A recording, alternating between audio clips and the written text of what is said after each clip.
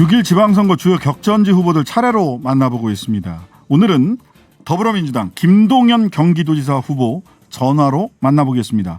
후보님 안녕하세요. 네, 안녕하세요. 김동연입니다. 네네.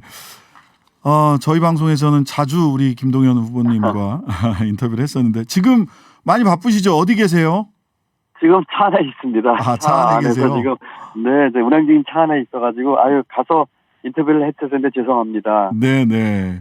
자, 선거 얼마 안 남았습니다. 이제 한 달도 채 안 남았는데요.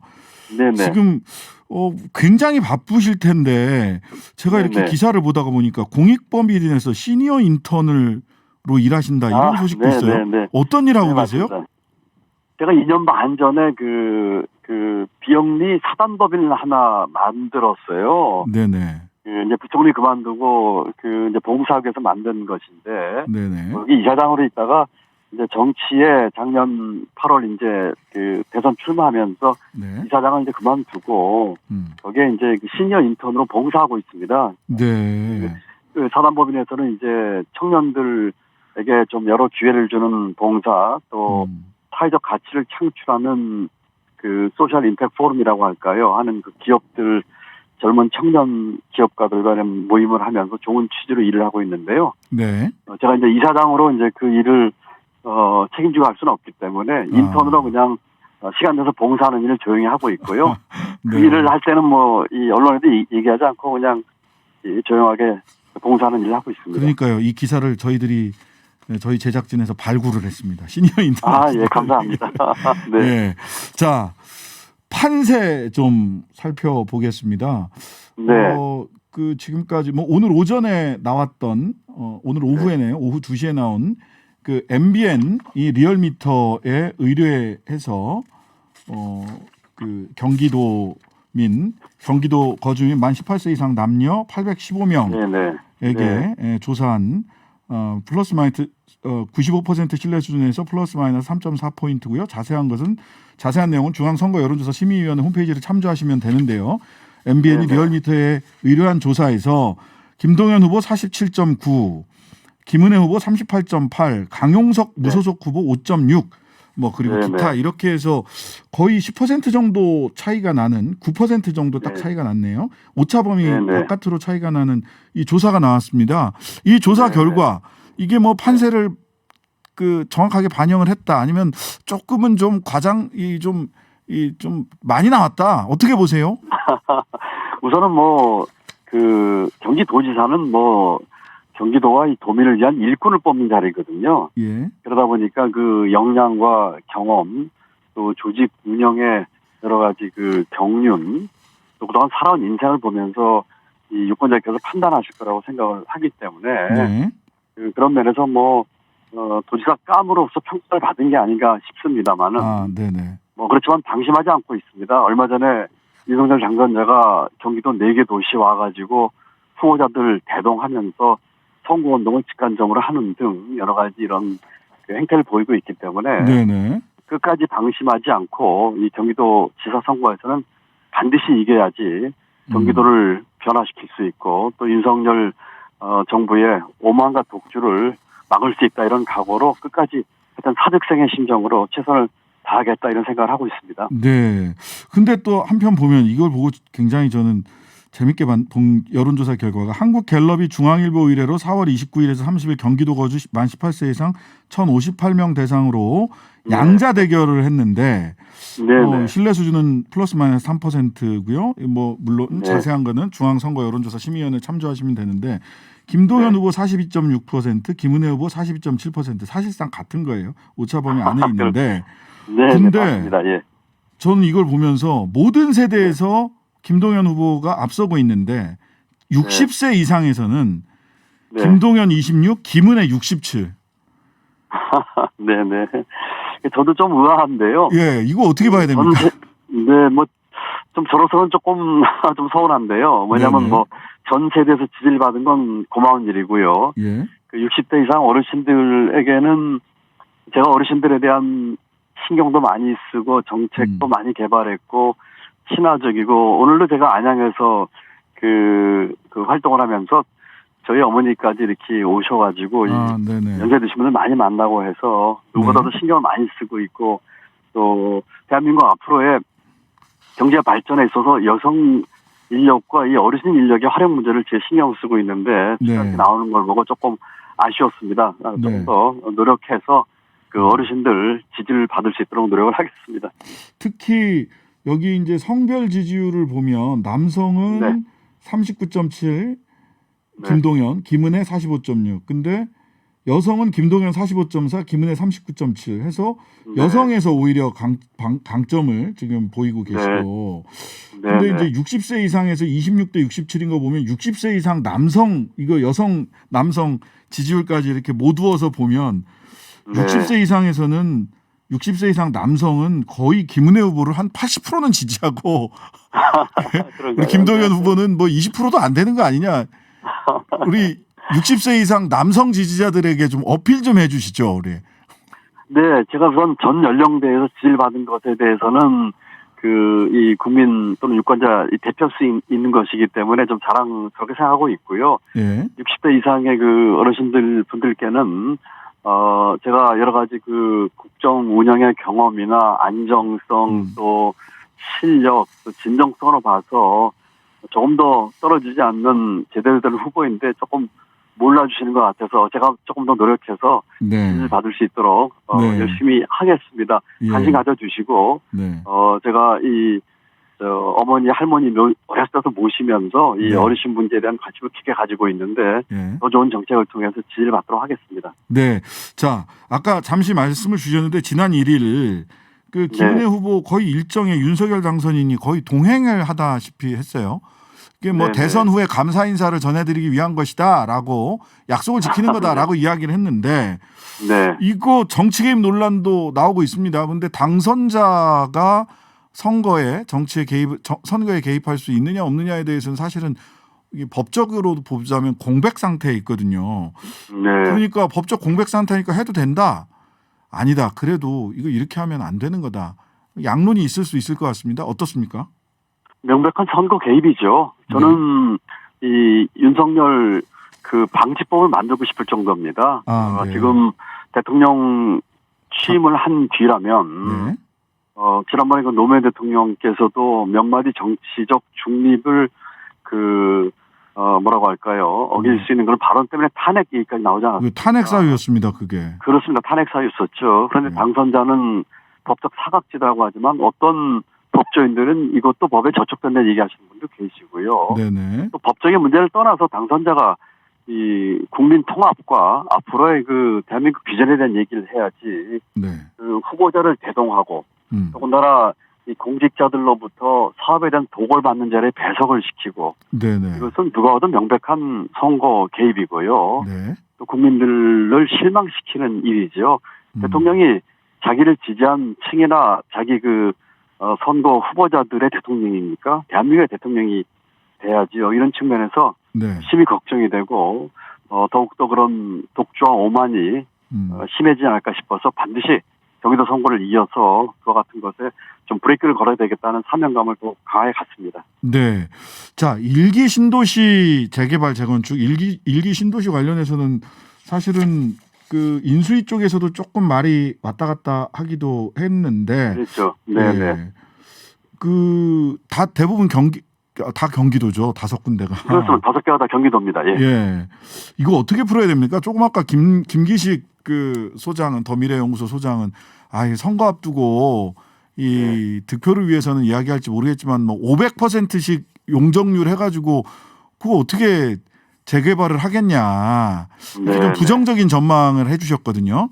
일기 신도시가 지금 30년이 경과가 됐고요. 다섯 개 한 30만 원 정도 되는데 그 노화 정도가 심각한 문제가 있어요. 주민들의 삶을 예파하는 측면은 분명히 있습니다. 제가 오늘 평천을 갔다 왔는데 평천의 이 배관이라는 것이 노화돼서 녹물 나오고 너무나 이 문제가 많은 점이 있어서 이 부분을 조금 특별하게 봐야 될 점은 있다고 생각을 합니다. 용적률 문제 같은 경우는 지금 저는 300%를 주장하고 있고 특별히 뭐 역세권이라든지 일부 지역에 외적으로 500%까지 얘기를 하고 있습니다만은 이곳 주민들의 삶의 질 향상을 위해서 또 여러 가지 여기에 지금 주제들과 이 걸리는 시간이 많이 걸리기 때문에 네. 특별법을 통해서 좀 해결하는 방안을 제시하고 있고 만약에 또 도민의 선택을 받는다면 네.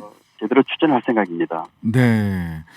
자, 미니 대선급으로 치러지는 지방선거다 보니까요. 대선 2라운드로 많이들 연장전이다 또는 2라운드다 이렇게 얘기를 하는데 아무래도 후보님 공약 중에도 지역화폐도 있고 뭐 네. 기본소득 정책 등등등 해서 이재명 상임고문의 대선 공약을 연상시키고 있다. 이런 평가도 있습니다. 그래서 이게 오히려 이재명의 그림자 내지는 이재명의 향기가 김동연 후보의 정책에서 나는 것이 득이다 실이다 네. 갑론을박이 있습니다. 우선 뭐 대선 2라운드라고 하는 것보다 저는 윤석열 당선자의 대변인과 네. 경기도민의 대변인 또는 민주개혁 세력인 민주당의 대변인과의 싸움이라고 생각을 하는 게 좀 더 정확한 그 어떤 정의일 것 같고요. 네. 이재명 전 지사의 정책 중에서 좋은 정책, 도민들로부터 환영받은 정책은 보다 보완하고 발전시키겠습니다. 네. 그렇지만 또 저 나름대로의 김동연 색깔을 또 하겠습니다. 예를 네. 들어서 지금 그 기본 소득 중에서 타겟팅을 분명히 한 것들, 네. 청년과 농민을 타겟팅한 것에 더해서 저는 네. 문화예술에 대한 데까지 확대하고 싶을 정도로 네.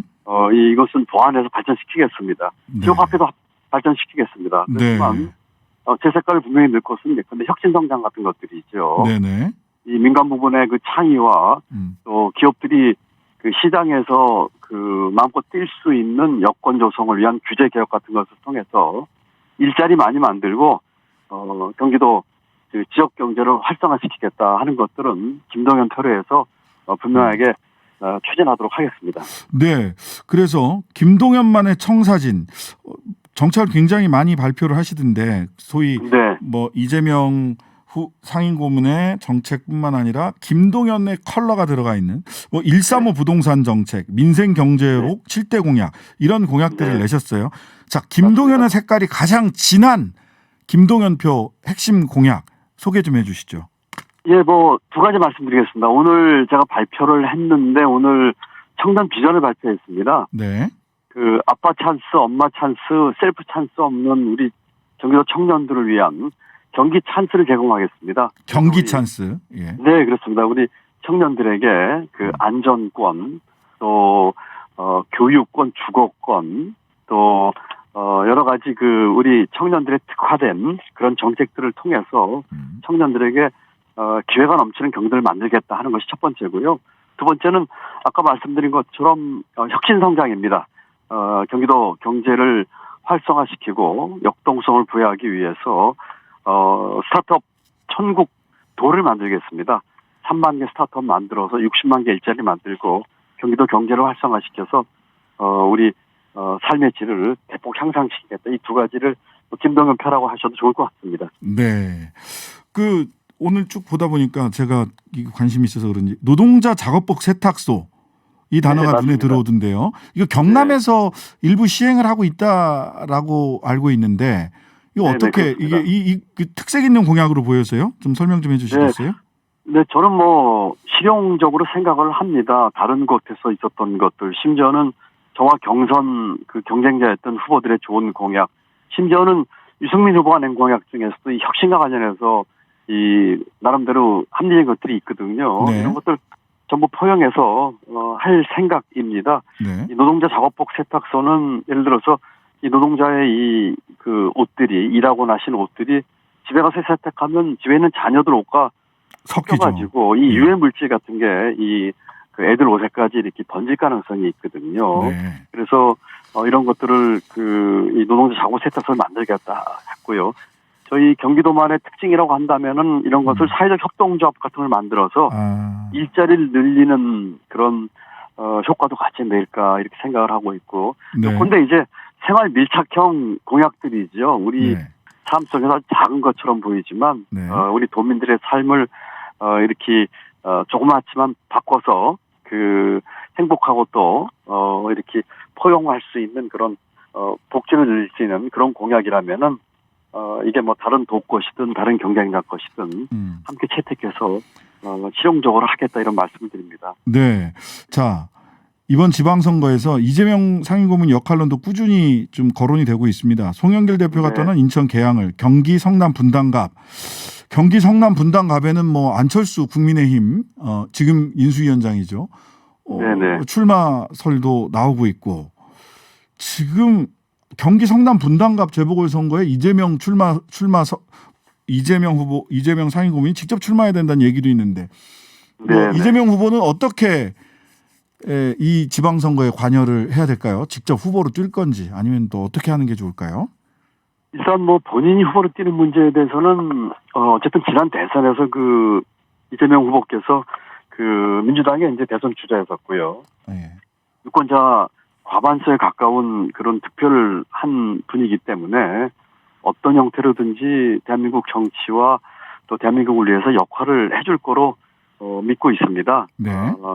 본인이 직접 출마하는 문제는 이제 국민과 당의 그 어떤 강력한 요청에 따라 좀 달라지긴 하겠지만 본인이 결단하셔야 될 문제라고 생각을 하고 있고요. 네. 바라기는 이번 그 지방선거에서 그 국민들부터 많은 지지받은 이재명 후보께서 이 지방선거 승리를 위한 역할을 뭐 지원을 한다든지 뭐 여러 가지 형태가 있을 수 있겠죠. 네. 그런 역할을 해주심으로써 그 승리의 어떤 견인 역할을 해줬으면 하는 생각을 갖고 있습니다. 최근에 뭐 이재명 상임고문과 워낙 후보 단위라도 하고 하면서 굉장히 깊은 네네. 대화를 많이 하셨을 텐데 최근에 네네. 뭐 직접 대화하시거나 만나신 적이 있으신가요? 최근에 만나진 않고 전화 통화는 했습니다. 그 경선 그 결과 발표돼서 제가 1차에서 이제 결선 없이 가는 결과 나오는 날 네. 통화를 했고요. 네. 뭐 축하 인사를 받았고요. 또 지방선거에서 좀 원론적으로 네. 저를 포함한 그 이재명 후보의 역할과 지원 얘기를 했을 적에 긍정적으로 얘기를 하셨습니다. 그렇지만 네. 뭐 이 보궐선거에 나온 이런 문제에 대한 언급은 전혀 없었습니다. 예. 자, 시간이 다 됐어요. 마지막으로 우리 경기도민들께 김동연 꼭 선택해달라라는 부탁의 말씀 한번 해주시기 바랍니다. 네, 그렇게 하겠습니다. 경기도민 여러분 반갑습니다. 경기지사 이번 선거 대단히 중요합니다. 첫 번째로는 경기도를 발전시키고 변화시키기가 중요하고 두 번째는 예상되는 윤석열 정부의 오만과 독주에 브레이크를 걸기 위해서 중요합니다. 일꾼을 뽑는 자리입니다. 나라는 말꾼이 아닌 일꾼을 뽑는 자리입니다. 저는 34년 국정 운영의 경험, 또 여러 가지 경륜과 또 일머리, 문제 해결 능력 가지고 우리 도민들께 비전과 내용을 제시하겠습니다. 일꾼과 말꾼 중에 어떤 사람을 뽑을지 판단해 주시고 지지해 주시면 감사하겠습니다. 네, 지금까지 김동연 더불어민주당 경기도지사 후보였습니다. 오늘 말씀 감사합니다. 네, 감사합니다.